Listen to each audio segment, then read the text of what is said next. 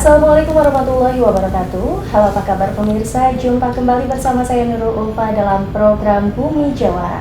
Dan selama 60 menit ke depan kita akan membahas tentang capaian di usia ke-23 tahun Provinsi Banten, tepatnya dalam momentum Hari Ulang Tahun Provinsi Banten di usia ke-23 tahun ini. Nah, Banten sudah memasuki usia ke-23 tahun. Kira-kira bagaimana tanggapan wakil rakyat kita di DPRD Provinsi Banten, dan juga kita menghadirkan narasumber kita dari akademisi sekaligus penulis buku yang menceritakan tentang pembangunan Provinsi Banten. Nah, di studio kami telah hadir narasumber kita yang luar biasa, ada Bapak Haji Fahmi Hakim SE selaku Wakil Ketua DPRD Provinsi Banten. Assalamualaikum Bapak. Assalamualaikum Mbak Nurul. Ya, bagaimana Pak kabarnya hari ini? Alhamdulillah sehat. Oke, berpakaian adat ya Pak ya? Adat ini, adat Banten deket-deket ke Baduy kayaknya. Oke.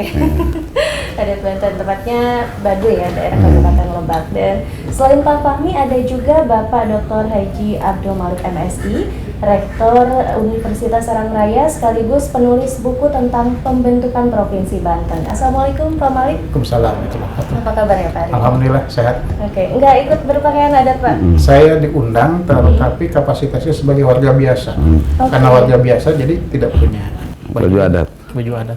Punyanya batik. Penghormatan khusus. Penghormatan khusus. Ya, tapi itu kan bahasa batik ya, warisan budaya Nusantara gitu. Di usia ke-23 tahun Provinsi Banten, mungkin apa sih yang bapak-bapak ini lihat nih tentang perkembangan atau capaian yang diraih di Provinsi Banten pada usia ke-23 tahun ini? Mungkin bisa dari Pak Fahmi dulu Pak.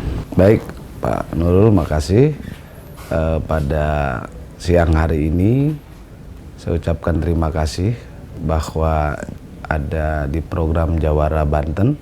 Saya bersama dengan Pak Rektor Unsera, Pak Bumi Jawara, Tanah Jawara.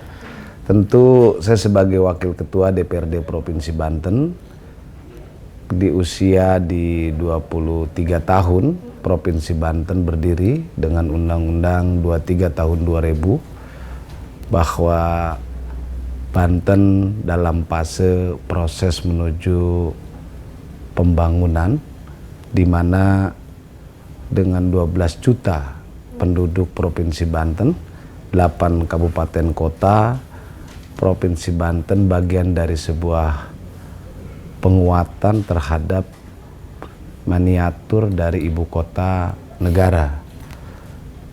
Provinsi Banten ini salah satu provinsi yang diharapkan terlahir karena adanya sebuah sejarah Kesultanan Banten, dan juga terlahir dari sebuah keinginan yang maju terhadap sebuah proses tatanan kemasyarakatan yang ada di Provinsi Banten. Hari ini tentunya dengan APBD Provinsi Banten 13 triliun, ini kami wujudkan pada sebuah penguatan terhadap pembangunan hak dasar manusia. Yang pertama adalah masih terus meningkatkan di wilayah bidang kesehatan, yang kedua adalah di bidang infrastruktur, yang ketiga adalah di bidang pendidikan. Orientasi inilah tentu yang menjadi perwujudan di Provinsi Banten yang hari ini, bahwa ada dua wilayah yang sangat berbeda di Provinsi Banten. Yang pertama adalah wilayah Tangerang Raya tumbuh sendiri menjadi sebuah pertumbuhan ekonomi dan perumahan yang cukup luar biasa. Adanya di wilayah Tangerang Selatan, Kota Tangerang, dan Kabupaten Tangerang. Di wilayah paling ujung perbatasan adalah Cilegon. Kota Cilegon adalah wilayah perairan yang tentunya mewujudkan antara wilayah Pulau Jawa dan Pulau Sumatera. Ada di wilayah selatan yang hari ini tentunya Lebak dan Pandeglang dan Kabupaten Serang yang masih terus kita support dalam konteks masih ada penguatan percepatan infrastruktur. Jadi keunikan di Banten ini, di 8 kabupaten kota itu ada perbedaan-perbedaan yang tentunya dari proses pembangunan yang dibutuhkan oleh masyarakat. Ketika bicara Pandeglang, Lebak, Kabupaten Serang, masih didominasi penguatan infrastruktur jalan, irigasi, dan juga penguatan aksesibilitas keterkaitan dengan penghubung-penghubung wilayah. Ketika berbicara Tangerang Raya, ini bicara sebuah pertumbuhan ekonomi. Tentu di sana adalah bagaimana pelayanan terhadap pendidikan yang cukup di sana sulit. Sulit itu prasarananya. Kenapa? Karena tanahnya sudah mahal. Membangun sekolah SMK, SMA itu di sana sudah tinggi. Sehingga terobosan kita adalah bagaimana SSMA negeri ini harus kita tingkatkan dengan sekian lantai dan sekian lantai. Ini menjadi sebuah perbedaan kewilayahan. Ketika berbicara lari ke Cilegon, bagaimana kita terus tentunya melakukan upaya penguatan sentral nasional. Karena di sana adalah dunia investasi. Adanya penguatan Jawa 7, Suralaya, transportasi laut dan sebagainya. Termasuk hari ini kita sedang mewujudkan bagaimana mencoba untuk Merak ini juga menjadi salah satu bagian transportasi yang diberikan oleh Provinsi Banten. Capaian-capaian yang hari ini kita lakukan tentu dengan pasca COVID-19. Karena seharusnya kalau diibaratkan usia anak 23 itu, kalau menurut saya anak yang sedang lagi lewat puber tetapi lagi mempersiapkan jati diri. Kenapa? Umur 23 ini sudah senang dengan keindahan, senang dengan inginnya dia motivasi maju. Nah, ini usia ini tentu yang perlu kita kawal bersama-sama. Kenapa harus dikawal bersama-sama?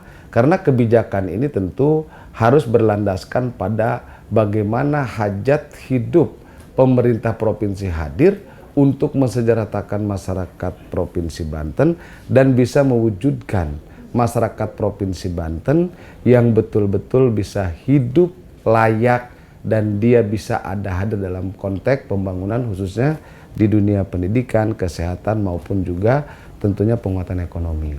Saya kira hal itu yang menjadi prinsip pada penguatan dasar, sehingga kami upaya-upaya penguatan kesejahteraan itu digolongkan pada 3 hal. Yang pertama, unsur infrastruktur, bagaimana penekanan proses kemiskinan ini harus segera kita selesaikan.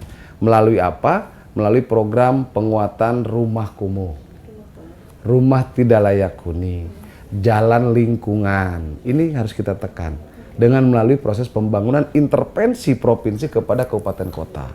Kedua, bagaimana memperkuat proses penguatan anggaran intervensi dari kabupaten kota dan sampai ke desa. Insya Allah 2024 kita anggarkan 100 juta per desa. Dalam 100 juta per desa dalam rangka mempercepat menekan itu. Yang kedua yang harus kita tekan lagi adalah pengangguran. Karena data BPS sekarang masih hampir di 468.000. Pengangguran ini yang harus kita tekan melalui penciptaan lapangan kerja. Dan kedua adalah bagaimana upaya investasi untuk memberikan ruang kepada masyarakat Banten dalam rangka bekerja. Oke, jadi ada 3 sektor yang prioritas gitu ya, pendidikan, kesehatan, dan ekonomi, dan PR-nya pengangguran gitu ya Pak ya. Nanti mungkin akan dilengkapi lagi tanggapan dari Pak Abdul Malik tentang capaian atau apa sih yang dilihat nih dari usia ke-23 tahun Provinsi Banten. Tapi usai jeda berikut tetap bersama kami dalam Bumi Jawara.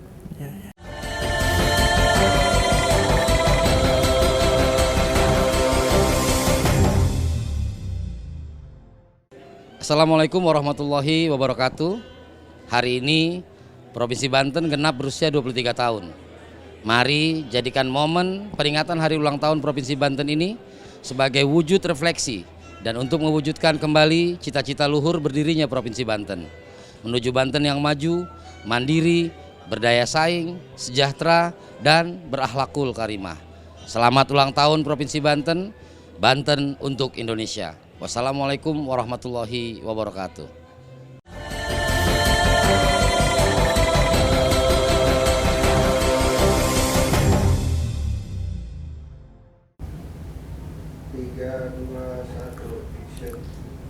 Ya pemirsa, kembali lagi bersama kami dalam Bumi Jawara dan kita masih lanjutkan perbincangan kita tentang capaian ke-23 tahun usia Provinsi Banten.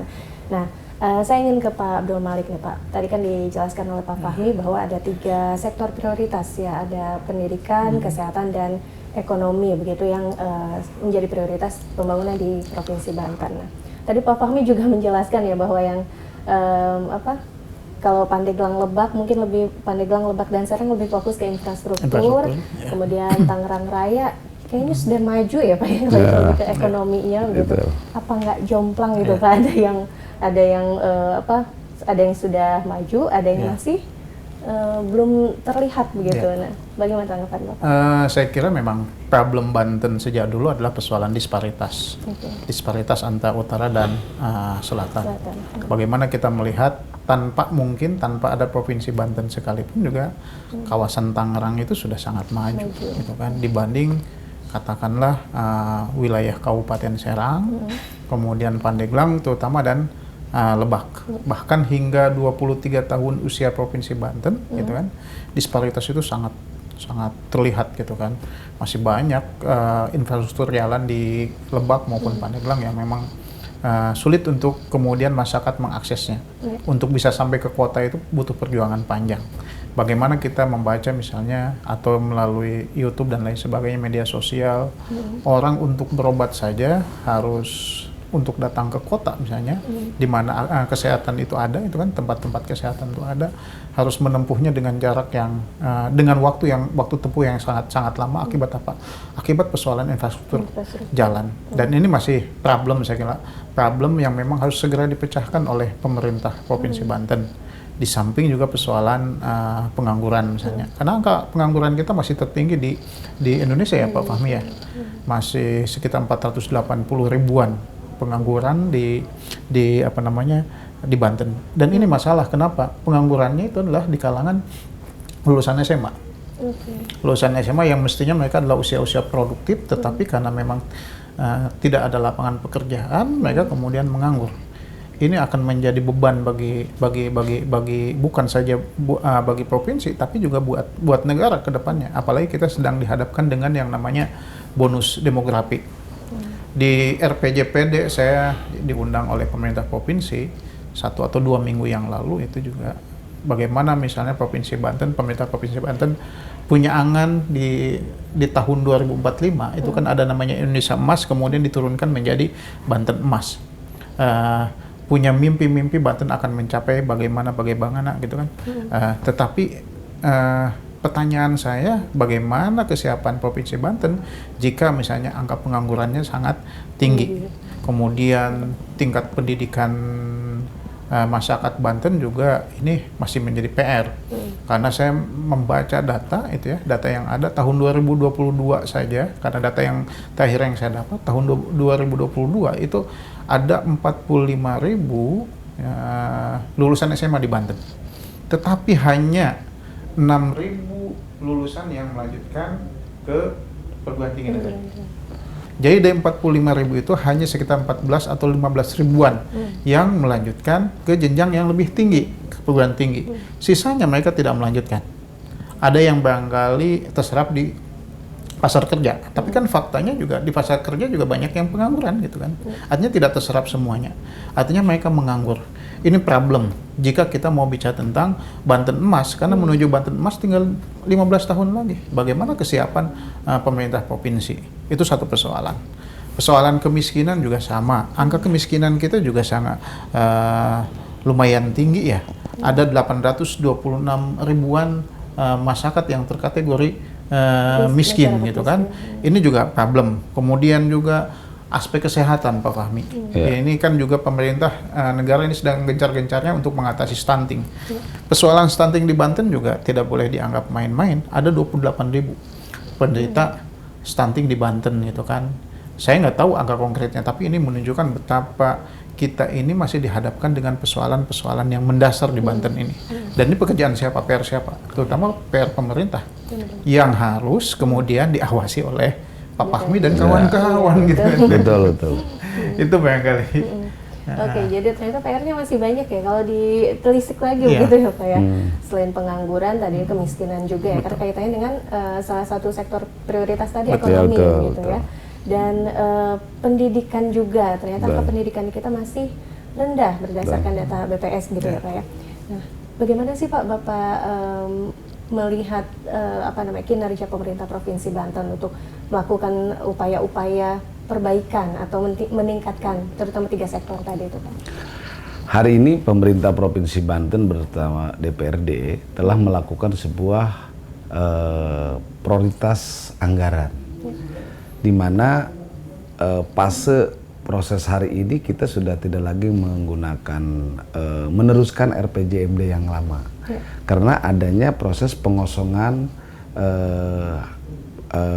kekuasaan di Provinsi Banten yang hari ini hadirnya PJ. Nah, sehingga proses-proses ini tentu DPRD melakukan satu terobosan penguatan anggaran melalui sektor-sektor yang diprioritaskan. Contoh, kita sudah lakukan bagaimana wilayah selatan sudah kita buatkan rumah sakit yang besar, adanya di Malingping. Agar apa? Ini adalah bagaimana mendekatkan pelayanan kesehatan terhadap masyarakat. Bagaimana kita hari ini juga mendapatkan satu kehormatan yang luar biasa yang kita support di wilayah kewilayahannya, rumah sakit Kejagung yang hari ini dilakukan di wilayah Keragilan yang cukup besar. Ini juga salah satu faktor bagaimana memberikan ruang pelayanan lebih mendekatkan masyarakat. Ketiga, bagaimana rumah sakit yang ada termasuk di Provinsi Banten, termasuk penguatan PPJS, dana PPJS kepada masyarakat yang dari Provinsi Banten yang sekian ribu, puluh ribu masih belum mendapatkan BPJS, itu pun kita cover. Salah satunya itu adalah bagaimana pemerintah Provinsi Banten hadir untuk masyarakat. Terus selanjutnya bagaimana menguatkan tentang pertumbuhan ekonomi. Ekonomi ini sesungguhnya di Provinsi Banten yang harus diperkuat bukan hanya bagaimana membuang ruang lapangan kerja dalam investasi, tetapi bagaimana pemerintah Provinsi Banten bisa mengintervensi terhadap UMKM. Sejatinya di negara Indonesia yang hari ini pada saat 2021 sampai 2020-2021 kita kena COVID dunia ini. Termasuk salah satunya Indonesia.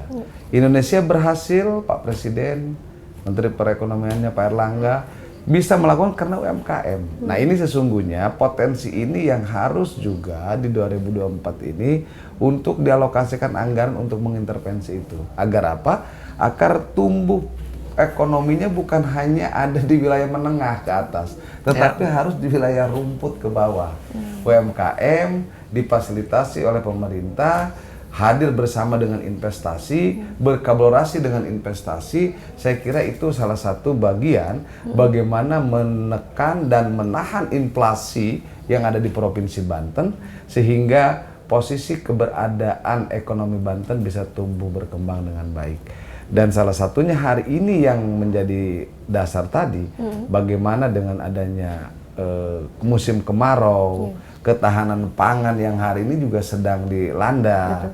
Ini juga menjadi salah satu bagian yang menjadi tantangan bagi pemerintah Provinsi Banten. Sehingga kita hari ini sudah menetapkan bahwa Banten darurat air, kita sudah keluarkan bagaimana percepatan pengeboran air ke wilayah sektor pertanian maupun masyarakat ini sudah terwujudkan. Nah, tentu kami sebagai fungsi pengawasan di institusi lembaga DPRD, bagaimana kami terus mengawal realisasi APBD tahun 2023, bagaimana juga kami mengawasi terhadap kebijakan-kebijakan Provinsi Banten dalam rangka tanggap darurat percepatan untuk kepentingan masyarakat. Nah, ini yang menjadi sebuah sektor yang harus kita perkuat bersama-sama. Sesungguhnya hari ini Provinsi Banten juga oleh pemerintah pusat cukup luar biasa. Hari ini kita hadir jalan tol Serang Panimbang.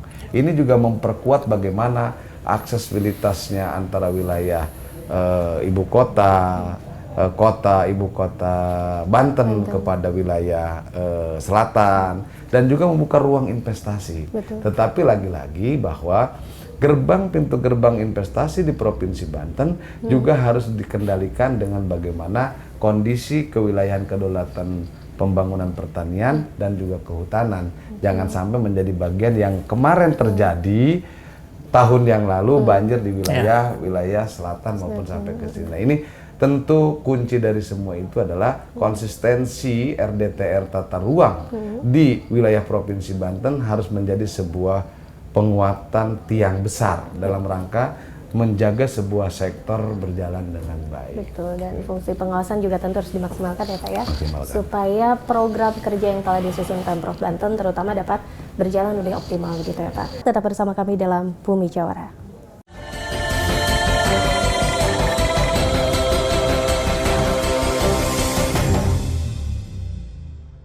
Banten, saya berharap bahwa Provinsi Banten bisa lebih baik lagi dalam memberikan pelayanan terhadap masyarakat Banten, dan saya yakin bahwa pemerintahan Provinsi Banten dapat memberikan yang terbaik bagi masyarakat.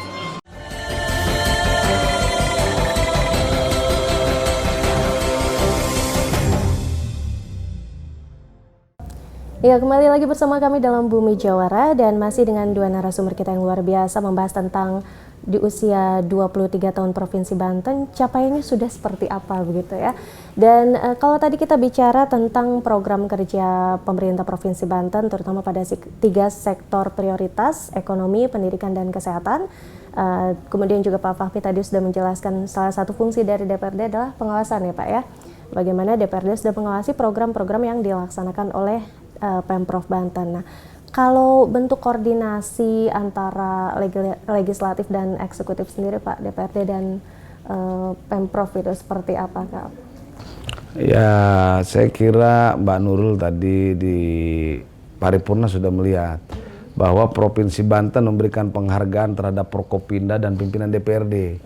Nah, artinya bahwa sebuah penghargaan itu menunjukkan harmonisasi terhadap proses tujuan bahwa kita hari ini diberi amanah baik di institusi pemerintah Provinsi Banten yang hari ini diamanatkan oleh Pak Presiden, Pak Jokowi adalah PJ Gubernur Banten, kami adalah produk 2019 secara konstitusi sebagai wakil rakyat dan juga terus dibantu oleh Prokopinda, ada Pak Kapolda, ada Pak Kejati, ada yang lain-lain, bahwa kami sepakat bahwa hadir kami di sini adalah bagaimana memberikan sebuah kebijakan dalam rangka bagaimana menghadirkan Provinsi Banten untuk kepentingan masyarakat.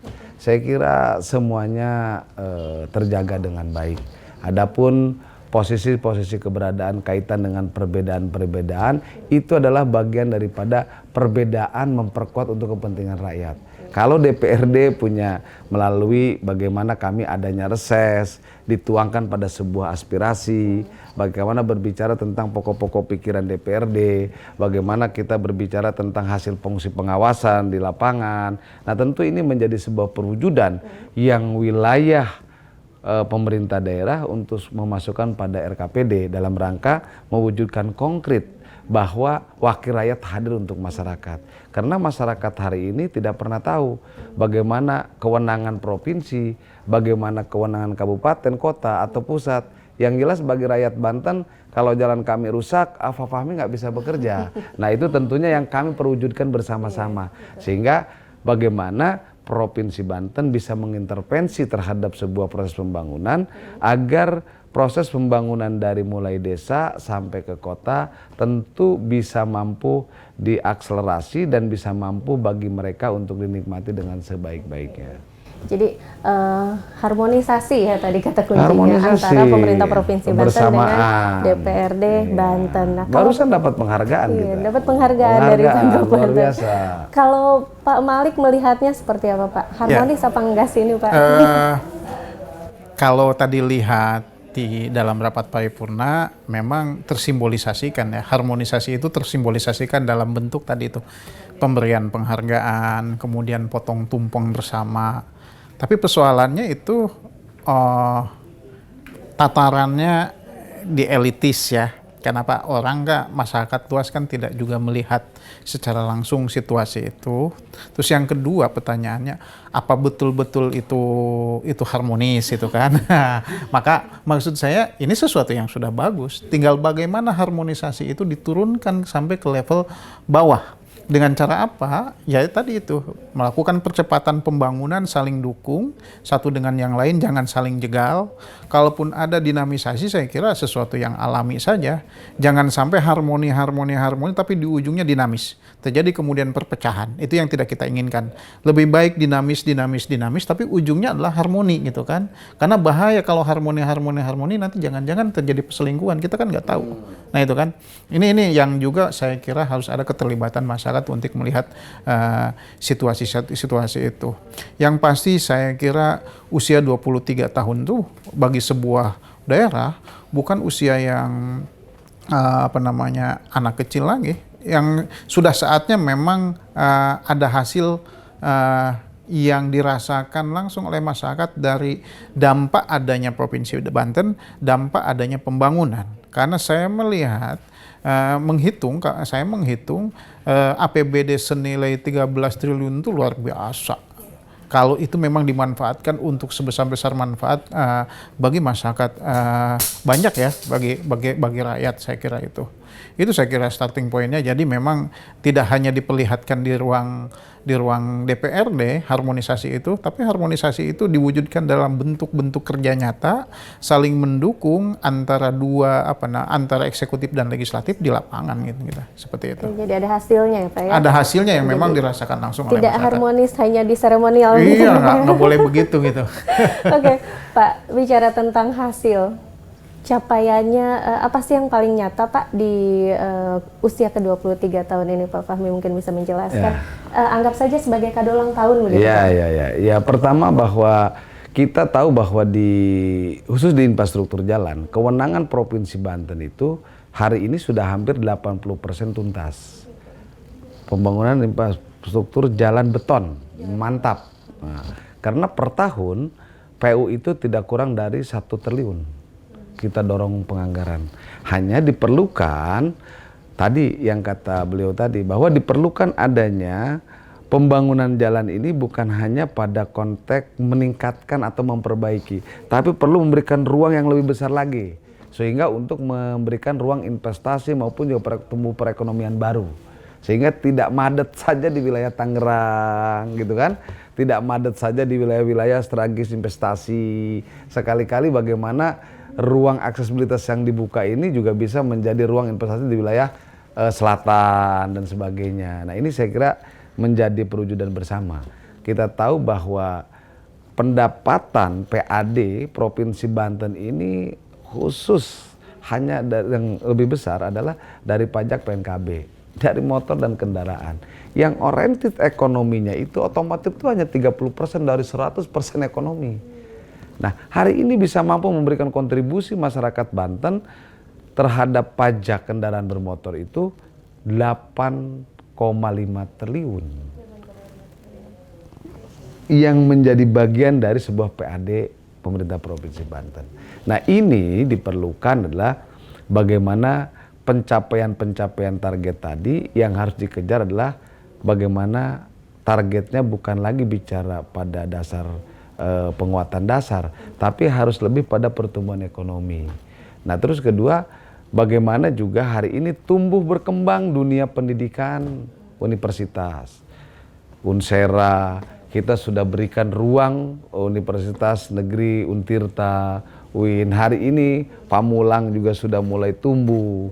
Artinya bahwa Provinsi Banten bukan hanya untuk investasi, bukan hanya kota untuk juga ekonomi, tapi ternyata Banten ini indah juga buat ruang pendidikan.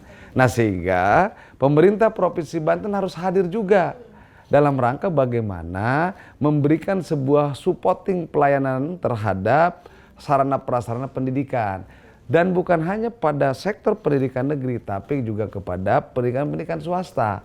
Karena tumbuh kembangnya pendidikan hari ini tidak bisa dijamin saja oleh pemerintah, tapi juga tumbuh dengan wilayah-wilayah pendidikan yang dibangun oleh swasta. Bicara sektor pendidikan begitu ya, programnya sudah ada, terus untuk pengadaan sarana prasarana juga sudah ada. Tinggal kolaborasi mungkin dengan Ya, Instagram ya, perlu Pak. intervensi yang tadi nih. Ya. Nah, maksud saya ini adalah bentuk dari intervensi pemerintah provinsi supaya pada saat kita di Banten Emas tahun 1945, kita memang anak-anak muda kita yang sekarang ini memang punya apa? Punya karya, dia punya manfaat hidupnya buat kepentingan masyarakat Banten dan lain sebagainya gitu kan. Jadi saya kira Pak Fahmi juga harus ikut memperjuangkan bagaimana caranya pemerintah Provinsi Banten itu juga punya regulasi tentang pemberian beasiswa bagi masyarakat Banten yang akan melanjutkan pendidikan ke jenjang yang lebih tinggi yang lagi seperti itu. Jangan kalah dari provinsi yang lain. Jawa Barat punya, Jambi punya, kemudian di Sumatera, di beberapa provinsi yang lain di Sumatera juga melakukan itu. Jadi maksud saya itu juga harus dilakukan. Ya kan kita punya APBD 13 triliun. Nggak usah banyak-banyak, 5 miliar saja setiap tahunnya itu sudah sangat luar Untuk biasa. pendidikan. Ya. Sepakat. Karena hari ini Provinsi Banten baru mampu membebaskan biaya sekolah di tingkat SMA sesuai kewenangan. Sesuai kewenangan. Ketika bicara kewenangan provinsi, hari ini adalah punya SMA. Iya. Karena SMP SD ada di kabupaten kota, ketika perguruan tinggi ada di tingkat pusat, Kementerian Mendikbud. Tetapi sisi lain, betul bahwa ketika bicara pemerintah daerah, bicara Banten berarti bagaimana dia memberikan pengayoman dan memberikan kehadiran diri dia terhadap seluruh masyarakat Banten.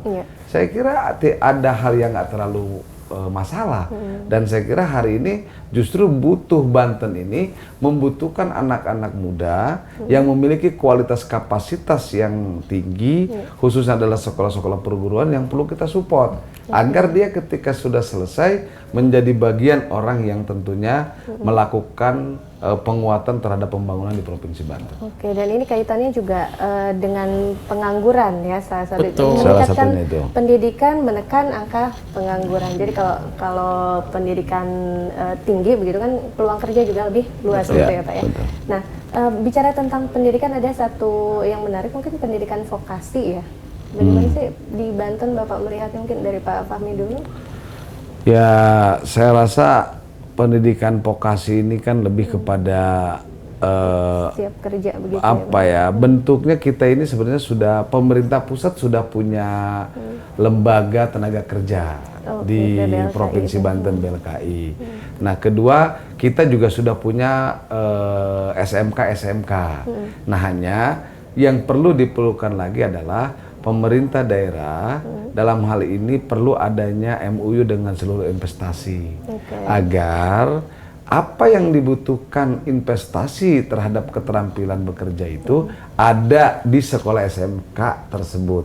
Sehingga ketika mereka lulus SMK yang tidak bisa melanjutkan langsung bekerja.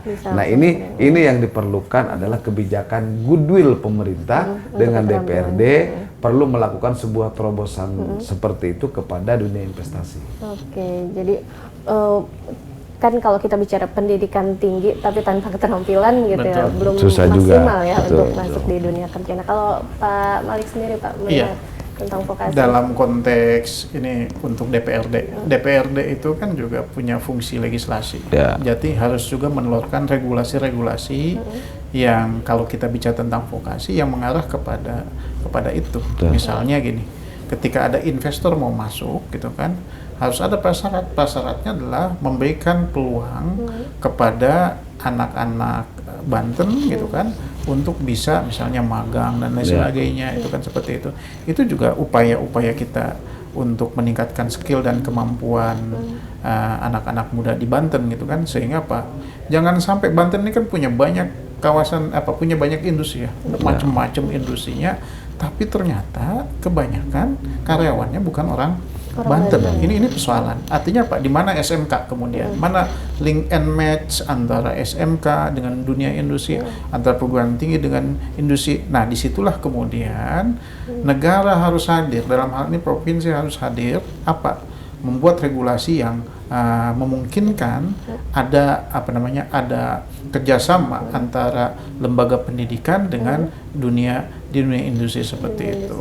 Saya kira harus seperti itu. Industrinya banyak ya, tinggal bagaimana upaya pemerintah Provinsi Banten dan DPRD Banten untuk meningkatkan keterampilan masyarakat Banten gitu ya. Baik pemirsa, kita jeda sejenak, kita akan kembali usai jeda berikut, tetap bersama kami dalam Bumi Jawara.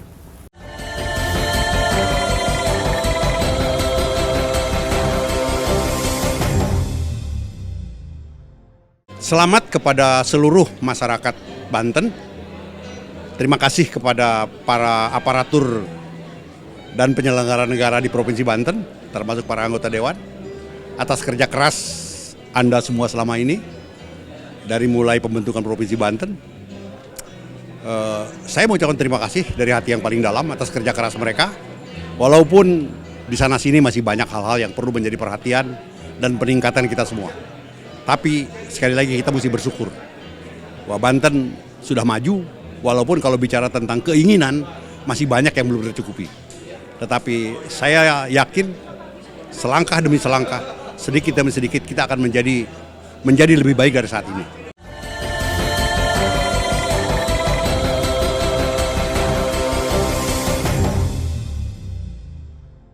Ya, kembali lagi dalam Bumi Jawara dan kita masih melanjutkan perbincangan kita bersama dua narasumber kita yang luar biasa. Dari tadi kita bicara tentang pendidikan, bagaimana upaya meningkatkan pendidikan demi menekan salah satunya pengangguran itu tadi. Di samping ada dua sektor lainnya, ekonomi dan kesehatan. Nah, sekarang mungkin saya ingin tanya ke Pak Fahmi, Pak. Dalam melaksanakan program kerja pemerintah Provinsi Banten dan diawasi oleh DPRD dan fungsi-fungsi DPRD yang lainnya begitu, seperti apa sih Bapak melihat, apakah ada kendala yang dihadapi? Kalau anggaran sepertinya cukup ya Pak ya? Cukup besar ya Pak, harusnya cukup ya Pak. Gimana Pak? Terutama Ya, soal infrastruktur nih Pak, kayaknya nggak beres-beres ya. Yang pertama bahwa kita berangkat dari sumber daya alam. Sumber daya alam Provinsi Banten ini sumber daya alam yang kita anugerahi dari Allah Subhanahu wa Ta'ala ini komplit. Bagaimana di sisi udara kita sudah punya yang namanya Soekarno-Hatta. Di sisi laut kita sudah punya Merak sampai ke ujung kulon. Di sisi juga kita memiliki sumber daya alam yang luar biasa, para wisata. Para wisata di kita adalah para wisata yang ada hari ini, pewarisan dari Provinsi Banten, dari para karuhun kita adalah tempat ziarah. Baik Kesultanan Banten, Caringin dan sebagainya, termasuk adalah wisata. Nah tentu kami bagaimana percepatan infrastruktur, termasuk di dalamnya adalah yang tadi disampaikan wilayah selatan, ini tidak terlepas adalah bagaimana menguatkan infrastruktur yang meng-hire terhadap percepatan pembangunan wisata, baik wisata religi maupun juga wisata alam yang sudah terlahir dari zaman dulu. Pertama, misalkan konteks Anyer, bagaimana hari ini aksesibilitas ke Anyer ini terus kita support. Tahun kemarin saya sudah anggarkan kurang lebih hampir di 70 M. Hari ini kita tuntaskan 50 M.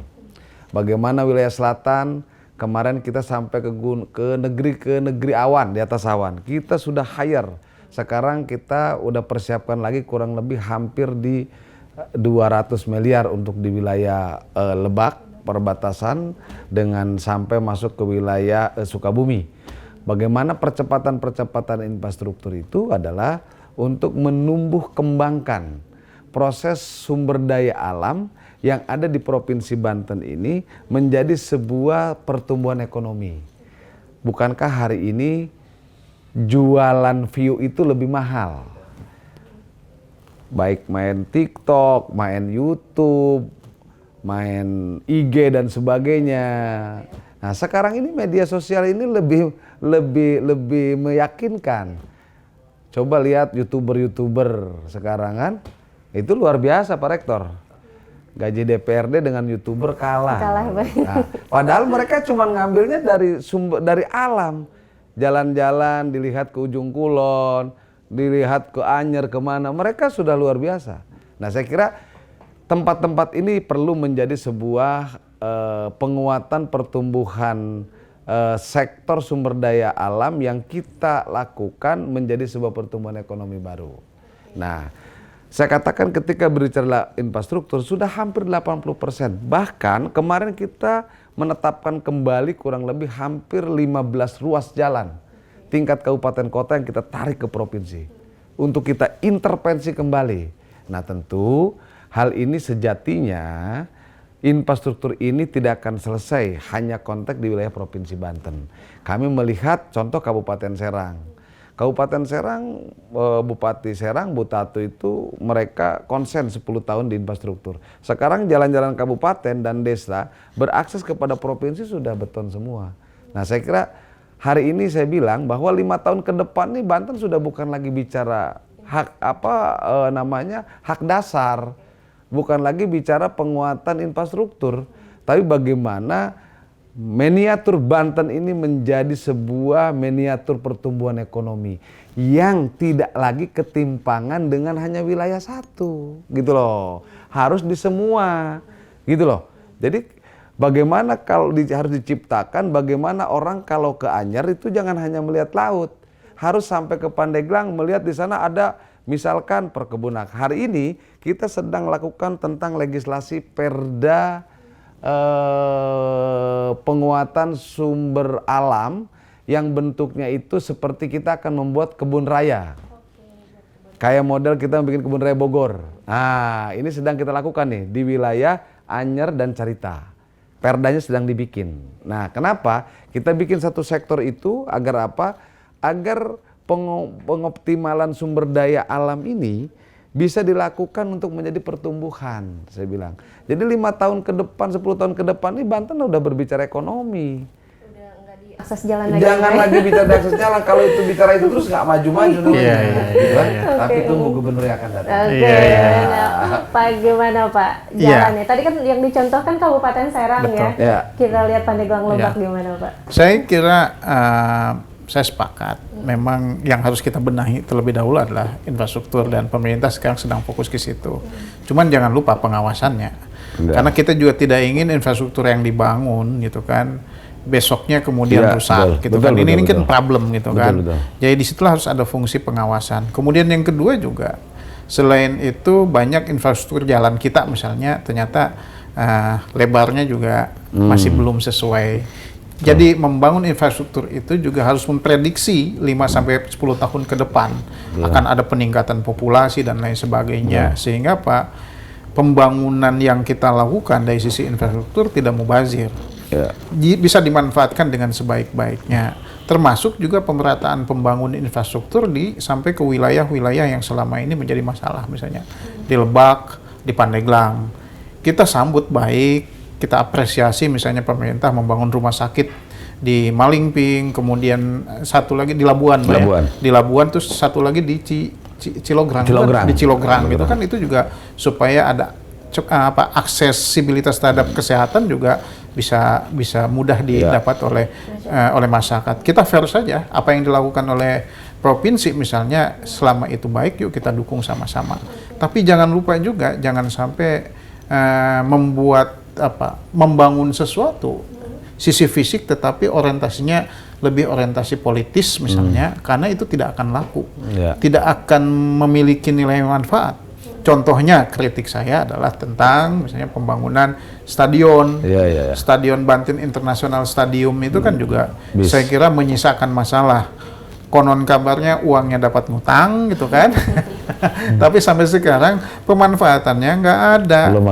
Belum maksimal. Saya membayangkan kalau Liga 1 diselenggarakan di BIS hari ini, itu akan terjadi kredit di mana-mana. Jadi kalau misalnya ada orang sakit pakai ambulan dari Pandeglang sana, pas kebetulan pas jam kepulangan supporter, itu bisa macet itu.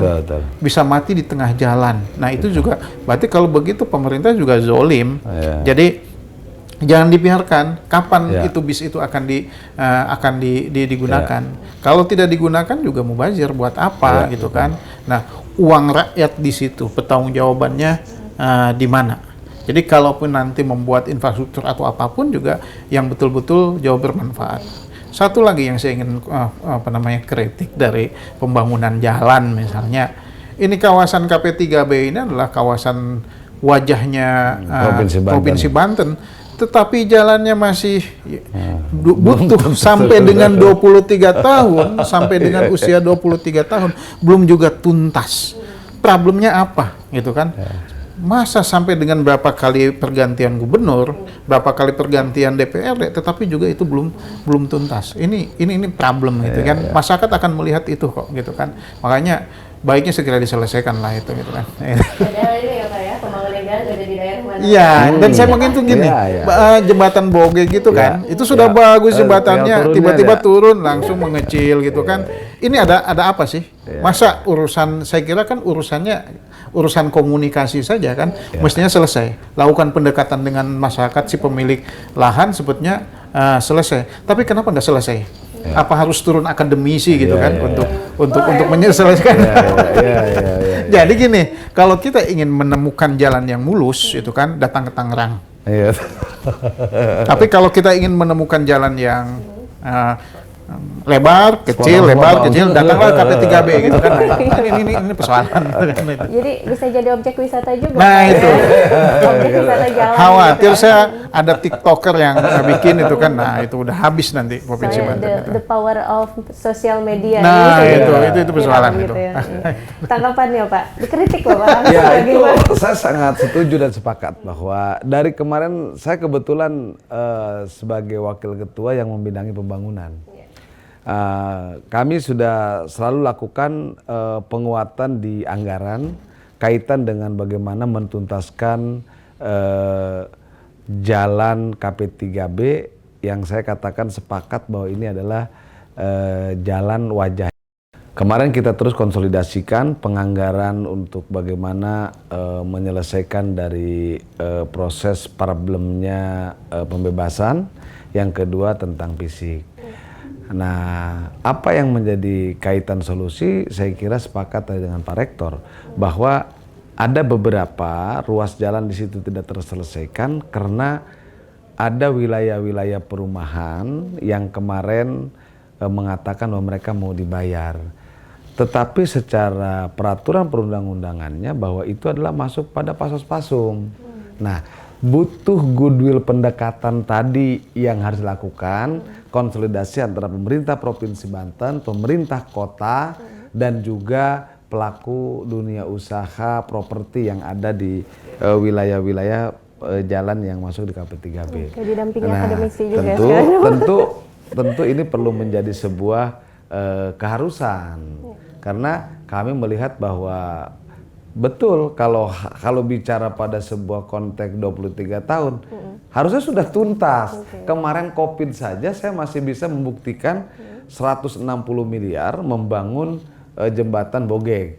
Nah, harusnya hari ini harusnya sudah tuntas itu. Nah, itu saya kira satu hal yang sangat penting bagi Pak Gubernur, Pak PJ Gubernur hari ini, karena ini jalan mentuntaskan, bukan membuat baru.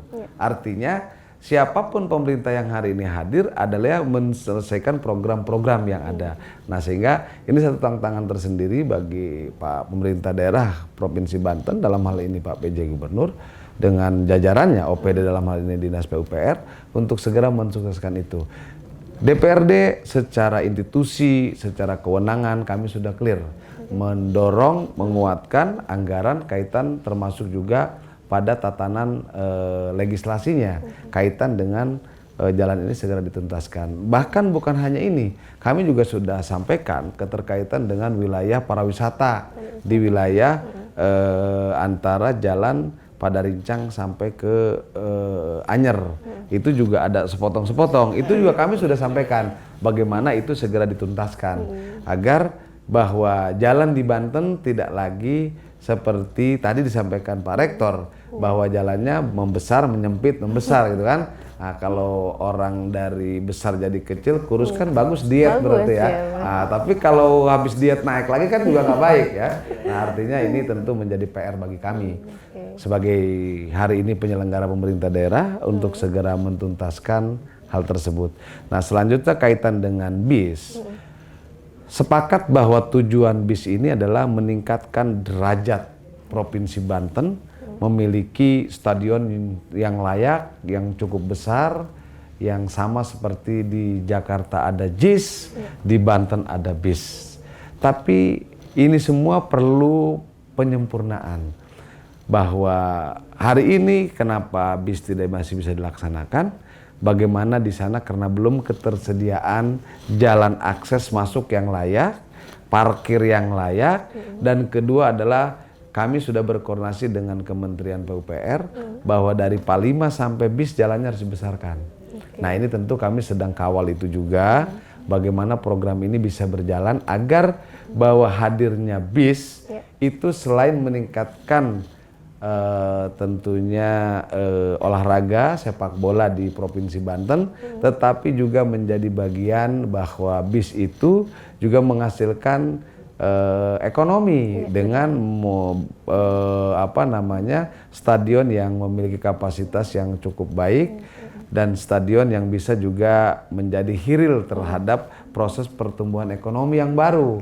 Nah sehingga kalau hari ini Liga 1, kalau hari ini bahkan kalau misalkan terjadi Piala Dunia bisa digeser salah satu di sini, saya kira betul kata Pak Rektor. Dan juga bisa saja ini juga menjadi stadion ini menjadi ajang penguatan prestasi sepak bola di Provinsi Banten, termasuk para pelajar baik itu SMA maupun perguruan tinggi yang tentunya bisa diwujudkan melalui BIS tadi. Saya kira salah satunya itu. Dan kami juga berharap bahwa di BIS itu bukan hanya BIS, rencana kami ke depan itu yang diperlukan lagi bahwa Banten ini belum memiliki gedung kesenian, yang dimana bahwa Banten ini salah satu bagian provinsi yang kaya dengan sebuah adat, kaya dengan sebuah budaya, kaya dengan sebuah kesenian. Jadi masuk yang ini PR perlu ya, Pak, diwadahi ya? juga, perlu diwadahi agar senantiasa ini bisa juga menjadikan ruang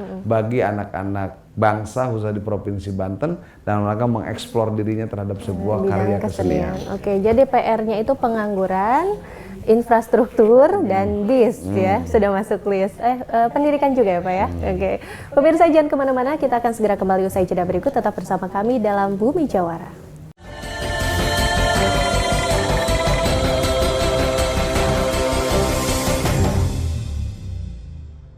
Selamat hari jadi Provinsi Banten yang ke-23. Tentunya kita semua selaku jajaran pemerintah sedang berupaya, sedang berikhtiar melaksanakan apa yang dicita-citakan oleh para pendiri Provinsi Banten atas dasar aspirasi dari masyarakat Banten, atas dasar dari keinginan masyarakat Banten, yaitu tercapainya suatu kesejahteraan. Kita lebih mendekatkan pelayanan, kemudian juga terus kita meningkatkan pembangunan dan pemerataan pembangunan di semua penjuru Provinsi Banten.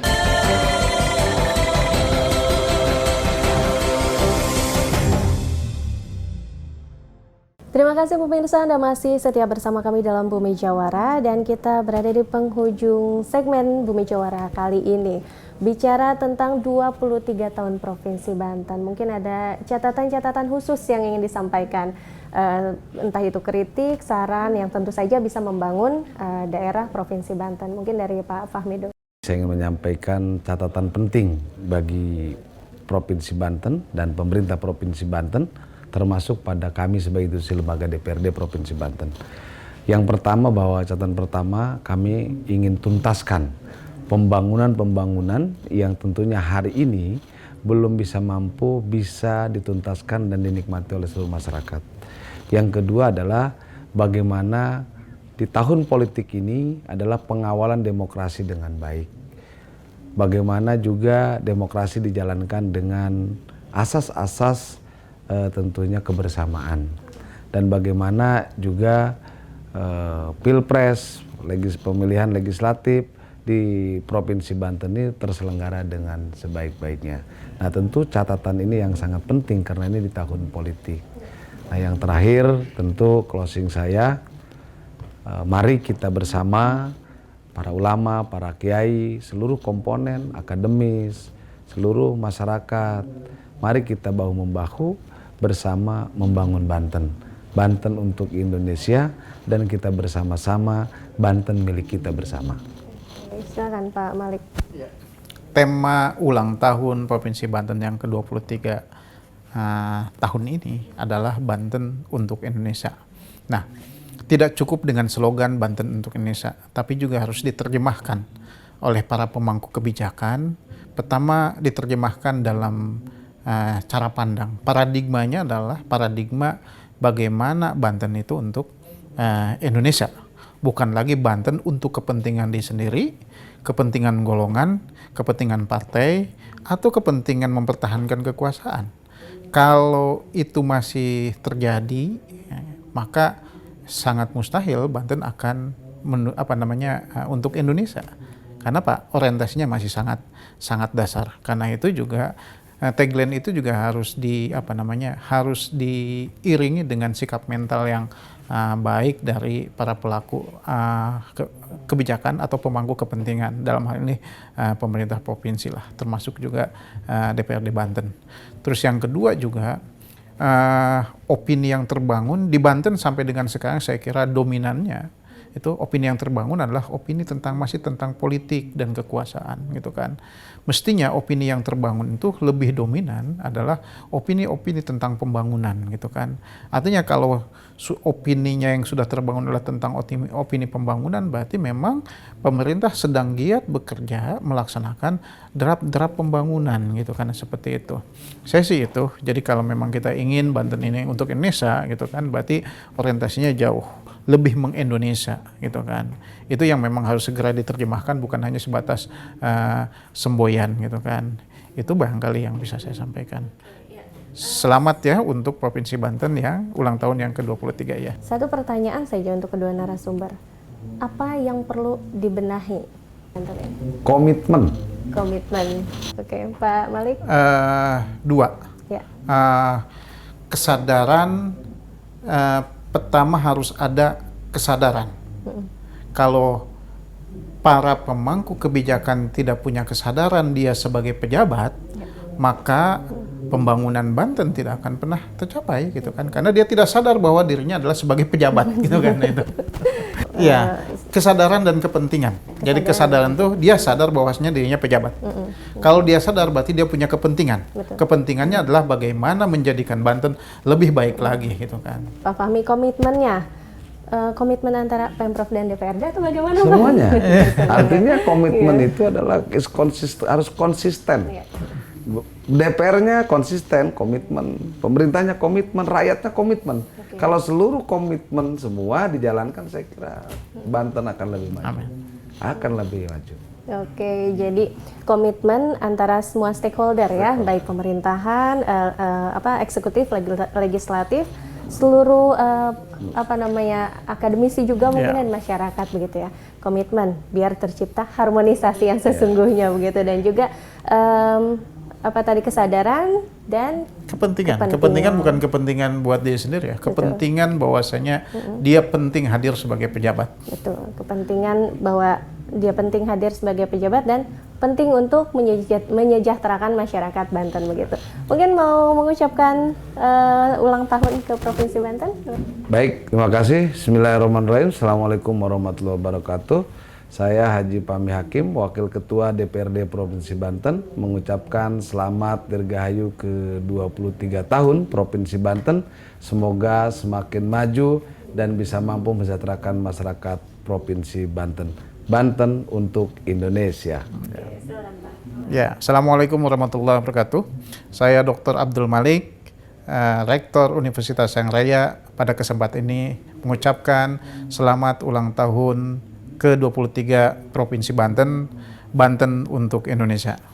Terima kasih. Assalamualaikum warahmatullahi wabarakatuh. Iya, Banten untuk Indonesia, Dirgahayu ke-23 tahun Provinsi Banten. Mudah-mudahan apa yang diharapkan, apa yang ingin diwujudkan di Provinsi Banten tidak lagi bicara tentang bagaimana membangun infrastruktur, tapi lebih maju lagi 5-10 tahun ke depan gitu, dapat diwujudkan dan masyarakatnya juga lebih sejahtera.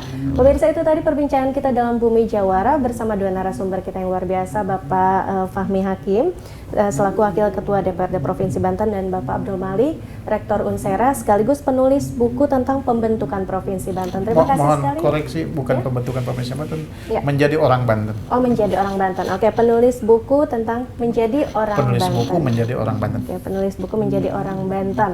Oke. Mudah-mudahan apa yang disampaikan tadi juga dapat dipahami dan diterima oleh masyarakat. Ya, terima kasih sekali Terima Bapak-bapak kasih, sekalian Mbak sudah Nurul. berbagi informasi dalam Bumi Jawara kali ini.